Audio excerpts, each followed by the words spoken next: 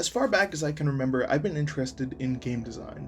Ever since I got into gaming, I wanted to make my own games. Later in life, my passion switched from game design to concept art and animation, but game design has always been a side passion for me. I've tried multiple times to get into game design, like going to summer camps when I was a kid, or trying to learn Unity, and while I've made some decent things, I can never say I've made a real game with them. But I have made a game with another program, and that program was RPG Maker, a PC engine that kinda does the hard work of game design for you. You don't need to code, you just need to learn how certain switches work with each other. There's art, music, effects, and pretty much everything you need already in the program, but you can load in your own if you want.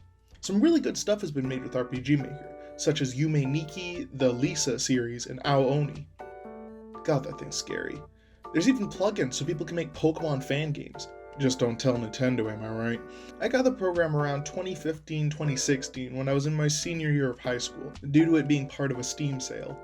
At the time, I had messed around with the demo version and made something half decent, so I had a good idea of how the engine worked.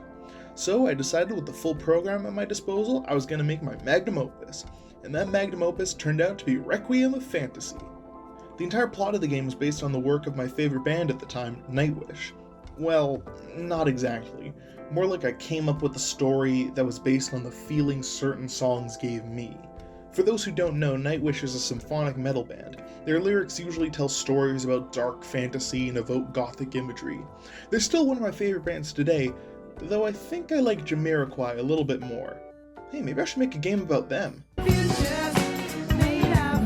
Anyway, if you've been following me from my main channel, you might even remember the trailers I made for this game. Yeah, I really thought this was going to be a big deal. Spoiler alert, it wasn't. I finished it after 2 years since I had graduated and was now in college and didn't have much time to mess around in RPG Maker anymore, and uploaded it to GameJolt with very little fanfare. I should probably get into the story now. It starts out with these two girls, Anna and Florence, moving into their grandpa's old house after their parents die. While exploring the house, Anna starts remembering all the good times she had with her grandfather when she was a kid, but as she starts remembering, she hears Florence scream and runs upstairs to find her missing. Running back downstairs, she meets Tom, a guardian created by her grandfather to protect the two girls. He takes her to Amaranth, a realm her grandfather created with the books he wrote. He tells her the realm has been taken over by an evil sorceress named Seluna, who banished her benevolent sister Ava and stole her powers. It's your job to travel to different worlds, beat Seluna's minions, get Ava her powers back, journey with Tom and Ava to Seluna's castle, and beat her once and for all. One of the things I was really proud of the game was the non-linear way of progressing, which I kinda got from Mega Man. You could visit one of the 6 levels anytime you want. I had set it up so you could play them in a linear fashion from easiest to hardest if you wanted to, but you in no way had to. I thought it was a pretty cool idea, but one I don't think I implemented very well. Like, it worked, but I could have programmed it better. Each level also had you team up with a temporary companion, kinda like the main series Kingdom Hearts games. I wanted the battle UI to look more like Final Fantasy and less like the default UI, but unfortunately I didn't know how to do that. Also, another thing I was proud of was the mansion at the beginning of the game. I put a bunch of stuff for you to interact with to help with the world building. But you literally never go back to the mansion once the game starts, so it was kinda useless in hindsight. Also, I don't know if you noticed, but I was firmly in my brony phase at the time, and the idea of 2 ruling sisters and one of them turning evil and overthrowing the other was pretty derivative of Celestia and Luna's story from MLP. As for the connections to Nightwish, there are a few. First of all the music in the game is either an instrumental version of a Nightwish song, or just the original song for stuff like the boss battles. Obviously I can't play the originals here, but my apologies if you play the game and aren't a big metal fan, cause that's all you're gonna be hearing. Also, some of the characters and locations are named after Nightwish songs, like Amaranth, Ava, and Arabesque.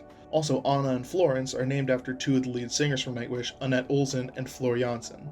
I didn't name a character after Tarja Turunen, cause I think I had some kind of beef with her at the time after I read about why she got kicked out of Nightwish, but I'm over that now. Her solo stuff is fire, by the way. Also, Seluna's staff was modeled after the pendulum on the cover of Dark Passion Play, my second favorite album of theirs. And I added an optional boss based on their cover of Phantom of the Opera.